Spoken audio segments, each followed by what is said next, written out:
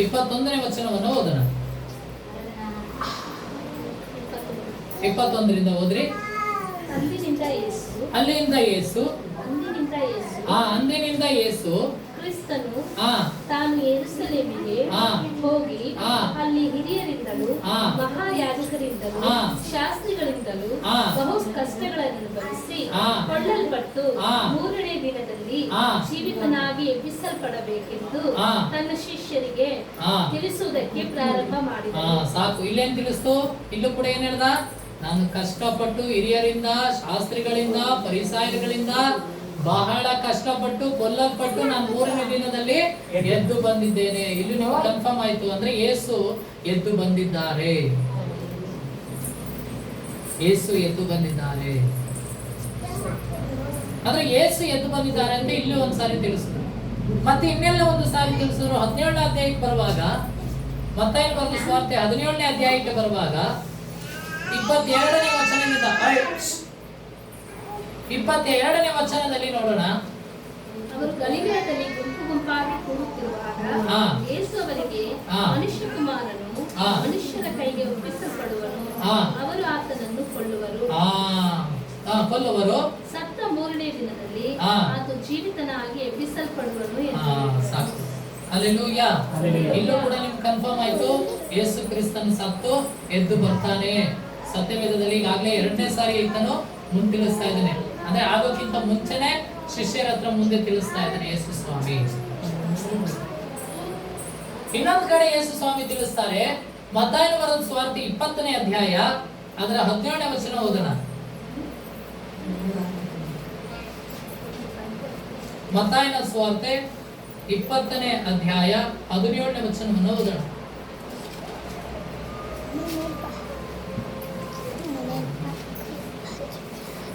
ಯೇಸು ಯೆರೂಸಲೇಮಿಗೆ ಹೋಗುತ್ತಿರುವಾಗ 12 ಮಂದಿ ಶಿಷ್ಯರನ್ನು ಒಟ್ಟೊಟ್ಟಿಗೆ ಕರೆದು ಕರೆದುಕೊಂಡು ದಾರಿಯಲ್ಲಿ ಅವರಿಗೆ, ನೋಡಿರಿ, ನಾವು ಯೆರೂಸಲೇಮಿಗೆ ಹೋಗುತ್ತಾ ಇದ್ದೇವೆ ಮತ್ತು ಮನುಷ್ಯಕುಮಾರನು ಮಹಾಯಾಜಕರ ಮತ್ತು ಶಾಸ್ತ್ರಿಗಳ ಕೈಗೆ ಹಿಡಿದುಕೊಳ್ಳುವರು.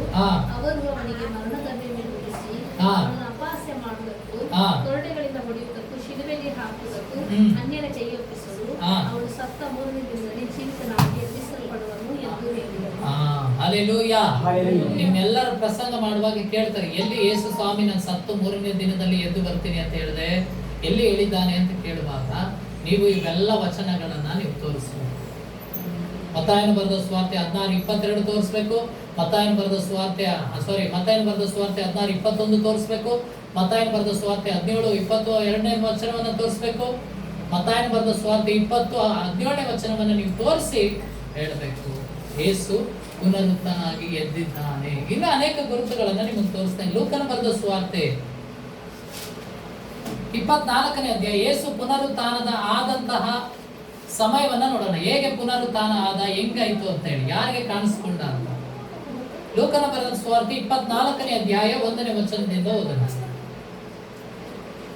ಇದುವರೆಗೂ ನಾವು ಬೈಬಲ್ ಅಲ್ಲಿ ಯೇಸು ಪುನರುತ್ಥಾನನಾಗಿ ಬರ್ತೇನೆ, 3ನೇ ದಿನದಲ್ಲಿ ಎದ್ದು ಬರ್ತೇನೆ, ನನ್ನನ್ನ ಎಲ್ಲರೂ ಕೊಂದಾಕ್ತಾರೆ ಅನ್ನೋದನ್ನ ಸತ್ಯವೇದದಲ್ಲಿ ಎಲ್ಲೆಲ್ಲಿ ಹೇಳಿದ್ದಾನೆ ಅನ್ನೋದನ್ನ ನಾನು ನಿಮಗೆ ರುಜುವಾತು ಮಾಡಿದೆ. ಈಗ ಯೇಸು ಕ್ರಿಸ್ತನ ಪುನರುತ್ಥಾನವನ್ನ ಹೇಗಾಯ್ತು ಅನ್ನೋದನ್ನ ನಾವು ಸ್ವಲ್ಪ ತಿಳ್ಕೊಳ್ಳೋಣ. 1ರಿಂದ ಓದೋಣ. ಆ ಸ್ತ್ರೀಯರು ಸಬ್ಬತ್ ದಿನದಲ್ಲಿ ಧರ್ಮ ನಿಯಮದ ಪ್ರಕಾರ ವಿಶ್ರಮಿಸಿಕೊಂಡು ವಾರದ ಮೊದಲನೆಯ ದಿನ ಇನ್ನು ಮಬ್ಬಿರುವಾಗ ನಾವು ಸಿದ್ಧ ಮಾಡಿದ ಸುಗಂಧ ದ್ರವ್ಯಗಳನ್ನು ತೆಗೆದುಕೊಂಡು ಸಮಾಧಿಗೆ ಬಂದರು. ಇಲ್ಲಿ ಏನ್ ಮಾಡ್ತಾ ಇದ್ರು ಅಂದ್ರೆ, ಎಲ್ಲರೂ ವಿಶ್ರಮಿಸಿಕೊಂಡು ವಾರದ ಮೊದಲನೇ ದಿನ ಸುಗಂಧ ತೈಲವನ್ನು ತೆಗೆದುಕೊಂಡು ಯೇಸು ಕ್ರಿಸ್ತನ ಸಮಾಧಿ ಮೇಲೆ ಇಡಬೇಕು ಅಥವಾ ಅದನ್ನ ಅಭಿಷೇಕ ಮಾಡ್ಬೇಕಂತ ಹೇಳಿ ಸ್ತ್ರೀಯರು ಬರ್ತಾ ಇದ್ರು. ಯಾವ್ಯಾವ ಸ್ತ್ರೀಯರು ಇದಾರಲ್ಲಿ ಓದಿ ಮುಂದೆ.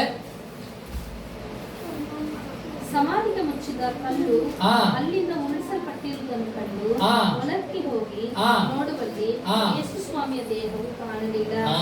ಸಮಾಧಿಯಲ್ಲಿ ಮುಚ್ಚಿದಂತಹ ಕಲ್ಲು ಏನಾಗಿತ್ತು? ಉರುಳಿಸಲ್ಪಟ್ಟಿತ್ತು, ಅಂದ್ರೆ ತೆರೆಯಲ್ಪಟ್ಟಿತ್ತು. ಇವತ್ತು ಸಮಾಧಿಯಲ್ಲಿದ್ದಂತಹ ಕಲ್ಲು ಯಾವ ರೀತಿ ತೆರೆಯಲ್ಪಟ್ಟಿತ್ತು, ಇವತ್ತು ಯೇಸು ಕ್ರಿಸ್ತನನ್ನು ತಿಳಿಯದೇ ಇರುವಂತಹ ಪ್ರತಿಯೊಬ್ಬೊಬ್ಬರ ಮನಸ್ಸುಗಳು ಕೂಡ ತೆರೆಯಲ್ಪಡಬೇಕು.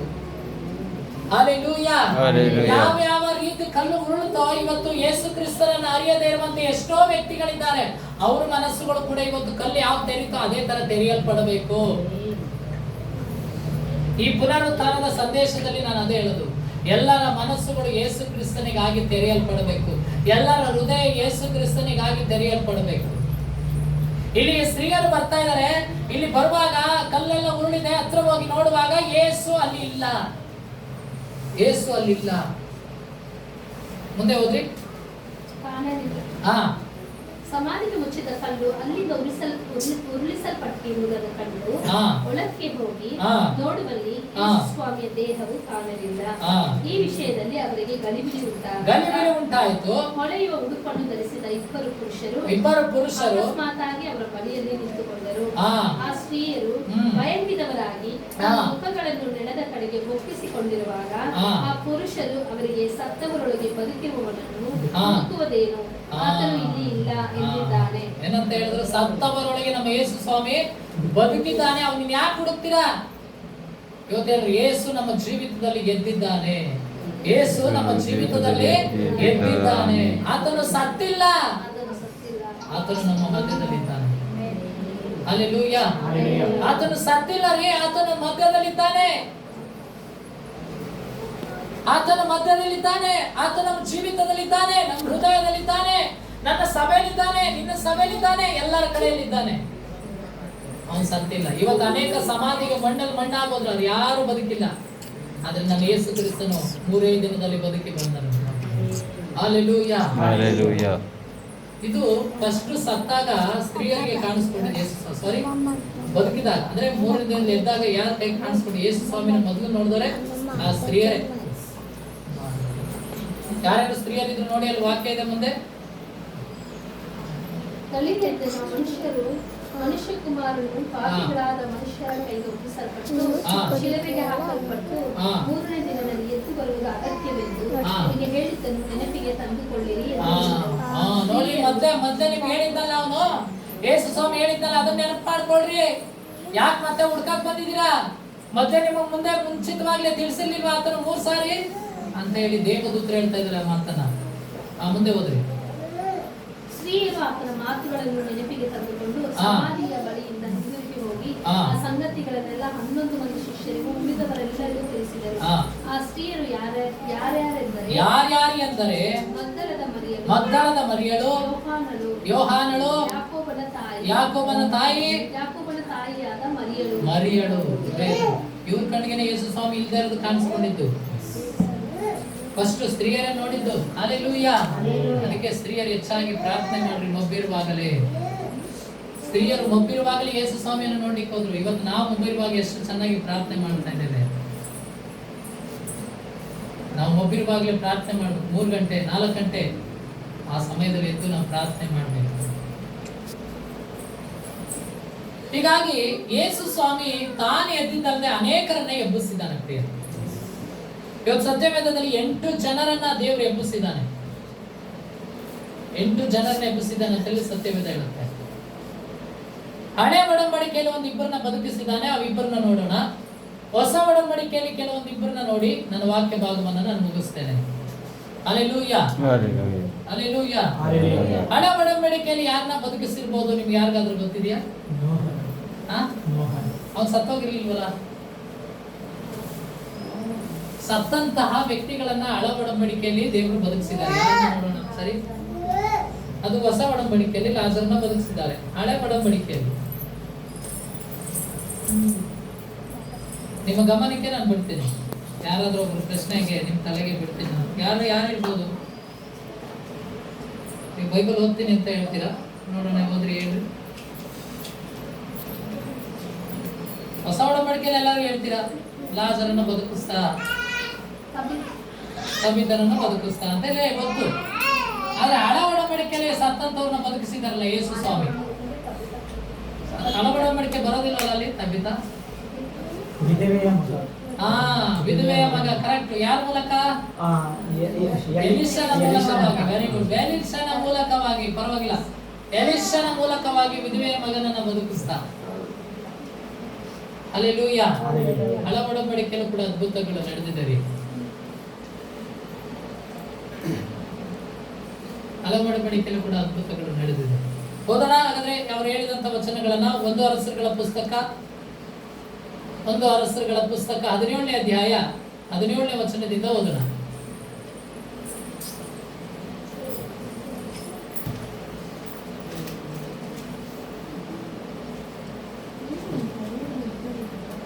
ಒಂದು ಅರಸರುಗಳ ಪುಸ್ತಕ 17ನೇ ಅಧ್ಯಾಯ 17ನೇ ವಚನದಿಂದ.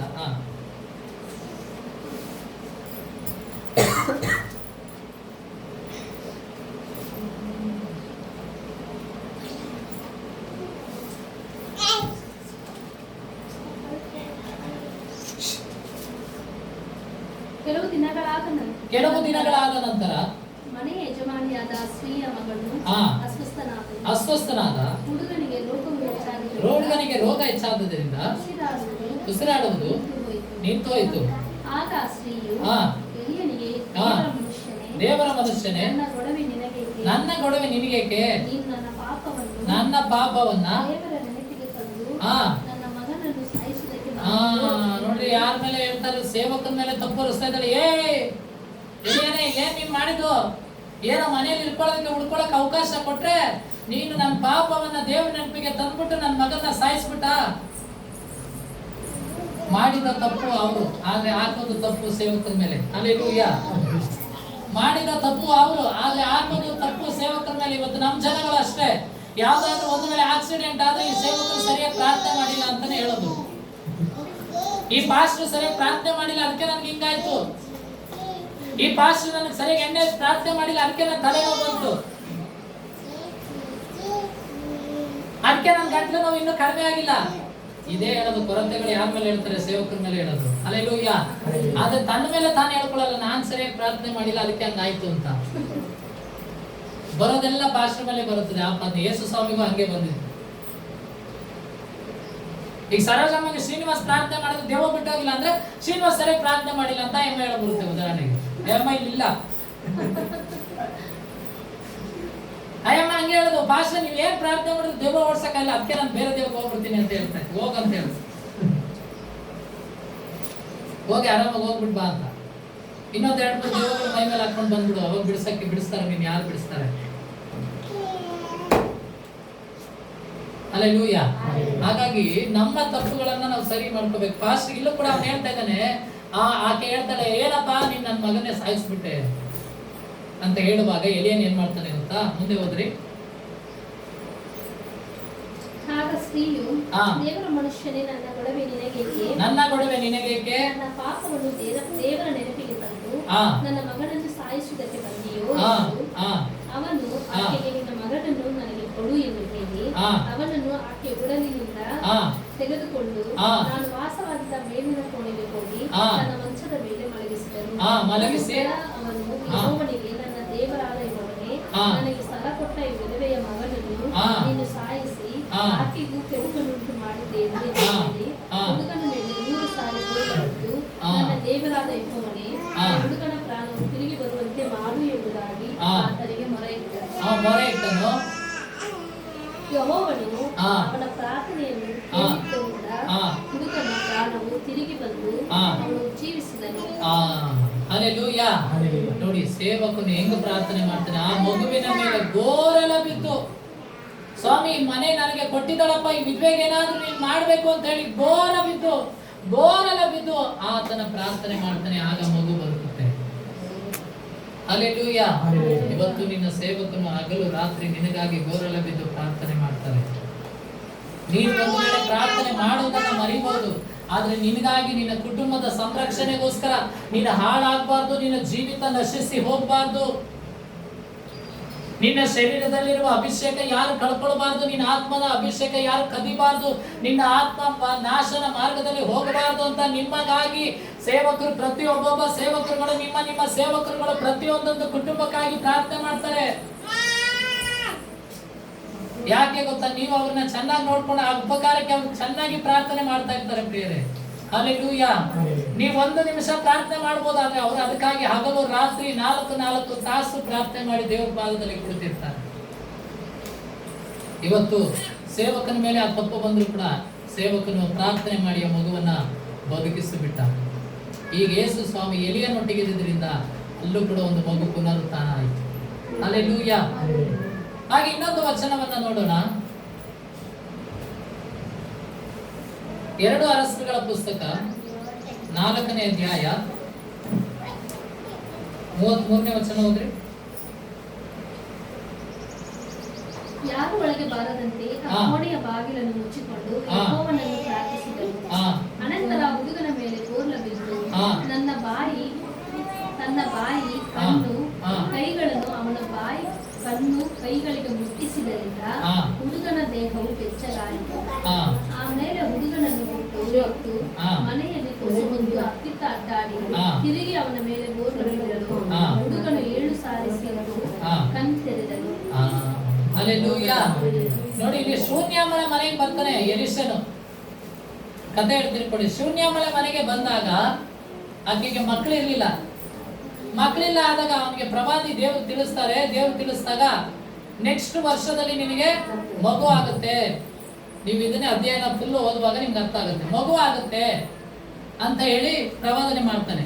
ಮಗು ಆಗುತ್ತೆ. ಮಗು ಆದ್ಮೇಲೆ ತಂದೆ ಜೊತೆ ಹೊಲದತ್ರ ಹೋಗಿರುವಾಗ ಆ ಮಗು ತಲೆ ಏನೋ ಒಂದು ಬಡ್ಕೊಂಡಾಗುತ್ತೆ. ಮಗು ತಾಯಿ ಹತ್ರ ಕಳಿಸ್ತಾನೆ. ತಾಯಿ ಆ ಮಗು ತೀರ್ಕೊಂಡು ಬಿಡುತ್ತೆ. ಆಗ ತಾಯಿ ಆ ಒಂದು ಗಾಡಿ ಮಾಡ್ಕೊಂಡು ಪ್ರವಾದಿ ಹತ್ರ ಬರ್ತಾನೆ. ಸ್ವಾಮಿ, ಮಗು ತೀರ್ಕೊಂಡಿದೆ ಅಂತ ಹೇಳುವಾಗ ಆ ಮಗುಗೋಸ್ಕರ ಆತನು ಏನ್ ಮಾಡ್ತಾನೆ, ಫಸ್ಟ್ ಪ್ರಾರ್ಥನೆ ಮಾಡಿ ರೂಮ್ ಒಳಗೆ ಇಟ್ಕೊಂಡು ಪ್ರಾರ್ಥನೆ ಮಾಡಿ ಸ್ವಲ್ಪ ಸಮಯ ದೇವರಲ್ಲಿ ಅತ್ತ ಓಡಾಡಿ ಆ ಮಗುವನ್ನ ಗೋರಲ್ಲ ಬಿದ್ದು ಪ್ರಾರ್ಥನೆ ಮಾಡ್ತಾನೆ. ಆಗ ಆತನು 7 ಸಾರಿ ಸೀಂತಿ ಆತನು ಬದುಕ್ತಾನೆ. ಹಲ್ಲೆಲೂಯಾ.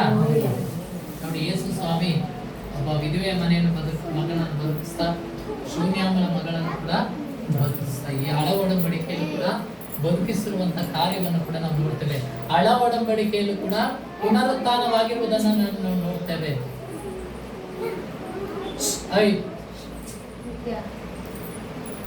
ಹಳ ಒಡಂಬಡಿಕೆಯಲ್ಲೂ ಕೂಡ ಪುನರುತ್ಥಾನವನ್ನು ಆಗಿರ್ತಕ್ಕಂಥದ್ದನ್ನು ಕೂಡ ನಾವು ಯಾವಾಗಲೂ ನೋಡುವಂತವರಾಗಿದೆ. ಬರೀ ಹೊಸ ಒಡಂಬಡಿಕೆಯಲ್ಲೇ ನಡೆದಿಲ್ಲ ಪುನರುತ್ಥಾನ, ಹಳ ಒಡಂಬಡಿಕೆಯಲ್ಲೂ ಕೂಡ ಈ ಪುನರುತ್ಥಾನ ಅನ್ನೋದು ನಡೆದಿದೆ ಪ್ರಿಯರೇ. ಹಾಗೆ